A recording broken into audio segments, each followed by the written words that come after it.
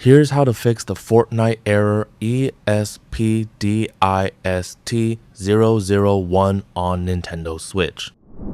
Start from the Nintendo Switch home screen and open System Settings. Scroll down and select System, then scroll to the bottom of the page.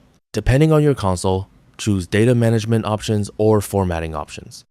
Next, select Clear Cache. Choose the Nintendo profile that's experiencing the Fortnite error.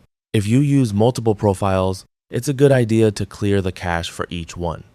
Keep in mind that this will remove cache data, and you may need to sign back into your Nintendo account afterward. Once the cache has been cleared, perform a hard restart of your Nintendo Switch. Press and hold the power button for about 30 seconds. Ignore the power menu if it appears, and continue holding the button until the console turns off completely.